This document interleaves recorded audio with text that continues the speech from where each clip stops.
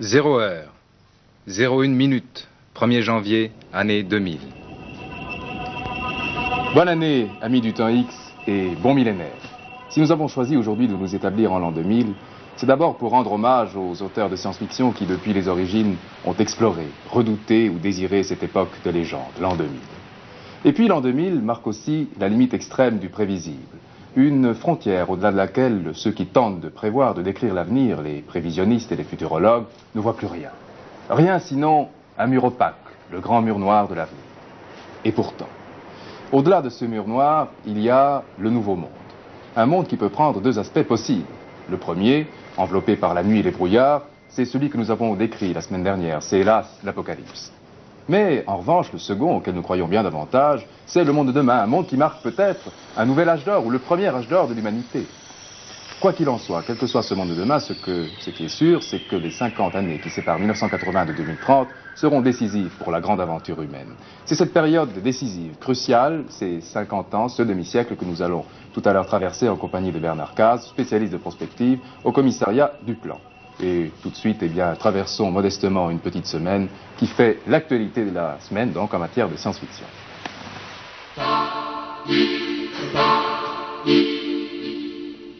Permettez-moi de commencer cette revue de l'actualité par une petite anecdote. Au XVe siècle, lorsque Christophe Colomb quitta l'Amérique pour retourner en Espagne, on raconte qu'un de ses soldats oublia une arbalète sur le sol indien. Celle-ci tomba entre les mains d'un guerrier qui, grâce à cette arme redoutable, devint très rapidement le chef de sa tribu. Eh bien, un peu de choses près, c'est le thème du film choisi par Michael Ray, Rayon Laser, un film qui vient d'être distribué en France. Certes, il ne restera pas au panthéon des chefs-d'œuvre de la science-fiction, mais vous allez le voir, le thème est assez original. Car si très souvent le cinéma de science-fiction nous présente des extraterrestres de tout poil et de tout crin, c'est bien la première fois, vous le verrez dans ce film, qu'avant de repartir sur leur planète d'origine, ils oublient quelque chose sur Terre, et cet oubli est de taille. Il s'agit d'une arme redoutable. Hélas, lorsqu'ils s'aperçoivent de leur erreur, il est déjà trop tard. Un jeune garçon, un jeune terrien s'est emparé de cette arme et, saisi d'une folie meurtrière, décide de tout brûler, de tout désintégrer autour de lui.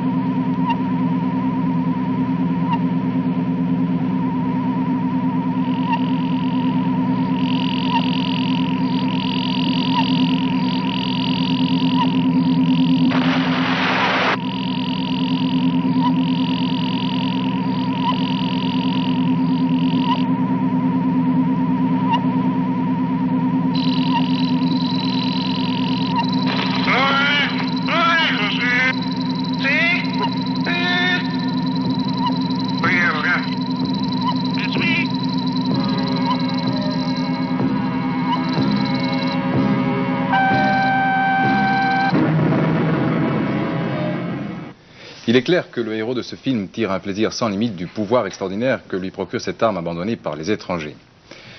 Eh bien, sous quelque forme que ce soit, vous savez que le pouvoir procure toujours une espèce de jouissance à celui qui l'exerce ou le détienne. Mais ce n'est pas le cas, vous allez le voir, pour le héros du livre que j'ai choisi de vous présenter cette semaine, Psy, PSI, de l'américain Lester Del Rey, qui vient de sortir au livre de poche.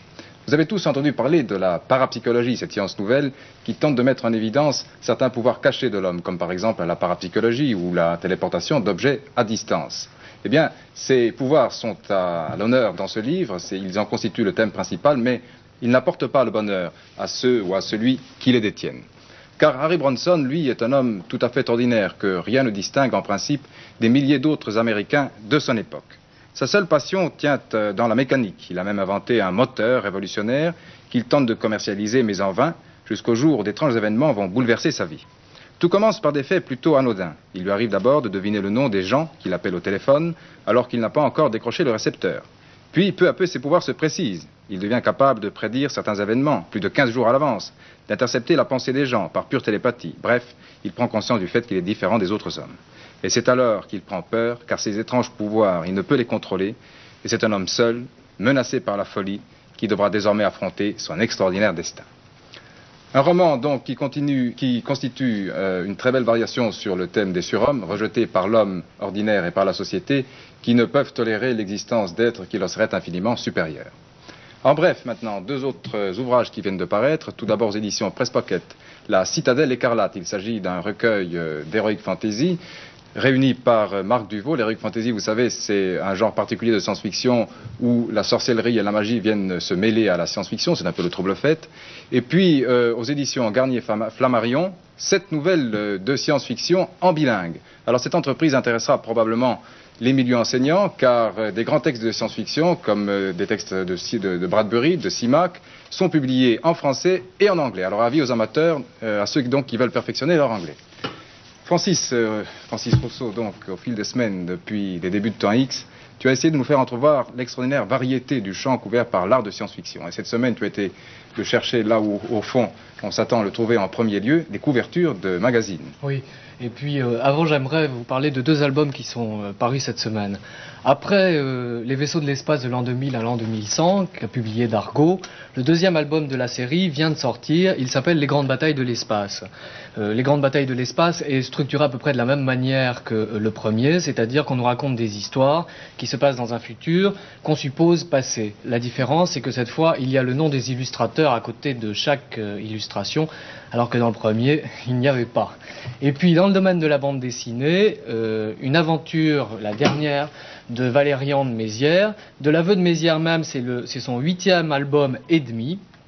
Sous le titre Sur les chemins de l'espace, 5 aventures de notre agence spatio-temporelle nationale. Ces aventures sont parues pour la première fois en 1969 et 1970 et n'ont pas été rééditées depuis. C'est une heureuse initiative que cette réédition.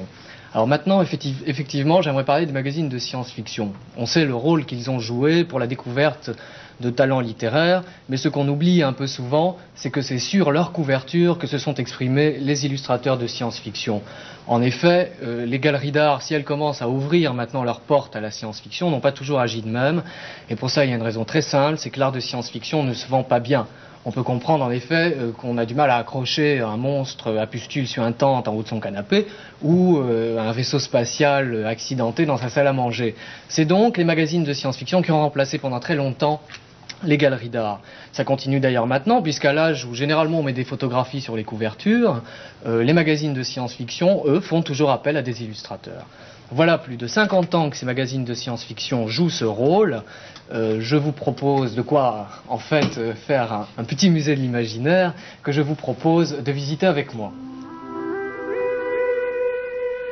Bien que les premiers magazines de science-fiction soient apparus en Suède, c'est avec Frank R. Paul et les couvertures américaines des années 20 que commence notre survol des planètes bombardées, des catastrophes apocalyptiques et des chevaliers du futur prêts à sauver la Terre de guerres imaginaires terrifiantes, derrière lesquelles plane l'ombre des 2 guerres mondiales qui ébranlèrent la première moitié du XXe siècle.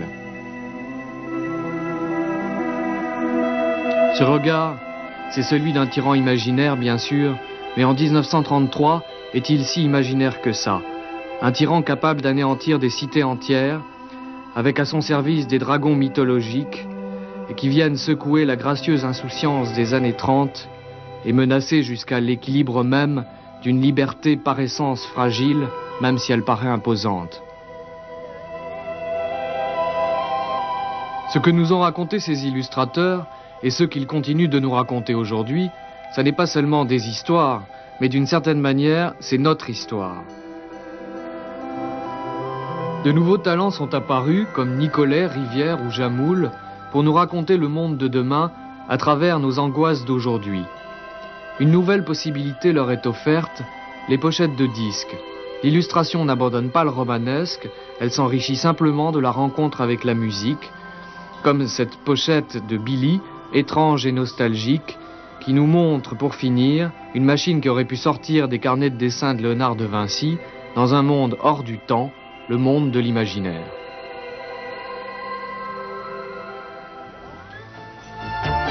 Cette musique que vous entendez vous est évidemment familière puisque elle est associée aux images du générique que vous découvrez chaque semaine en ouverture de Temps X.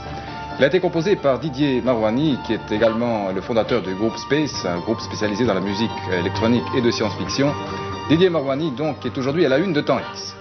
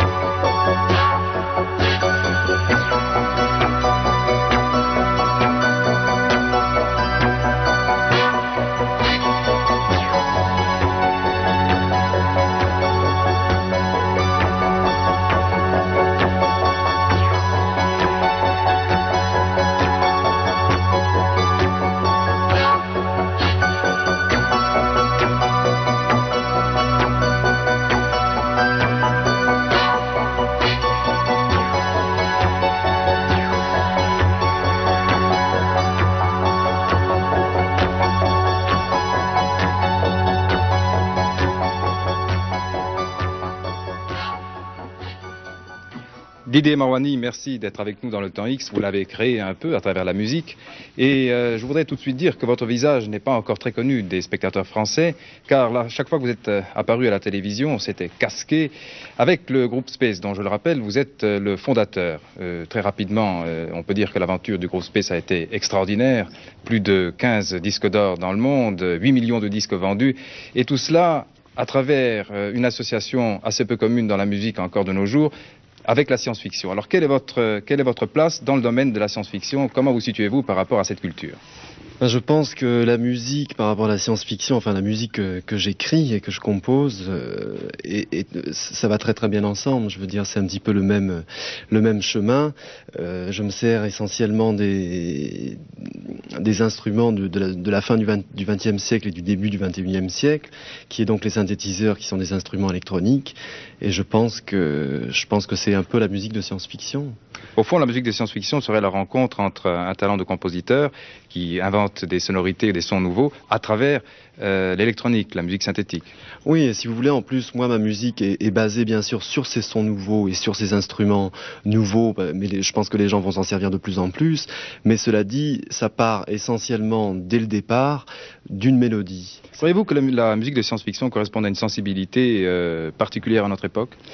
Je le pense sincèrement, à une condition, c'est qu'il y ait une mélodie au départ, parce qu'il faut pas non plus se baser trop sur la découverte de son. La découverte de son est importante et les progrès technologiques le prouvent, mais je pense qu'il faut quand même s'arrêter au départ à la création du compositeur. Alors très rapidement, vous avez des projets, Didier Morandi ? Des projets, oui, il y en a beaucoup. Il y a des projets surtout par rapport au cinéma.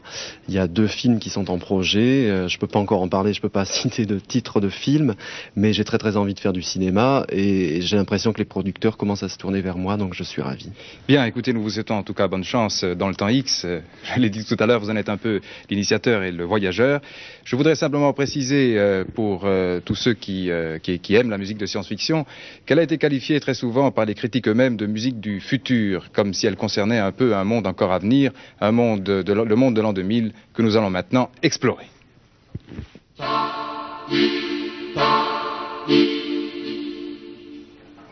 Oui, c'est l'an 2000 et déjà l'homme a installé des bases permanentes sur Mars et sur Jupiter, a créé des intelligences artificielles avec lesquelles il dialogue, contrôle les climats et sa propre hérédité et enfin bien sûr a vaincu la crise de l'énergie puisque désormais il la tire du Soleil et de la fusion des atomes. En bref, ce monde de l'an 2000 ressemble beaucoup à ce que les auteurs de science-fiction décrivaient autour des années 30.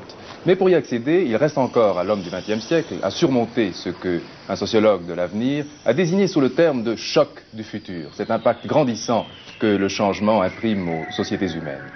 C'est ce monde de l'avenir que nous allons essayer maintenant d'entrevoir. Et comme nous allons le voir, les auteurs de science-fiction, la science-fiction peut nous aider à surmonter ce choc.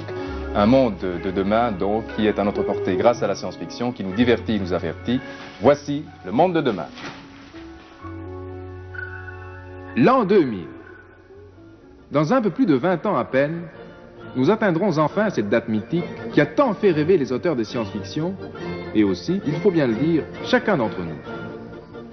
Mais, si pour les contemporains des années 30, il s'agissait encore d'un futur lointain, eh bien ce n'est plus le cas pour nous aujourd'hui.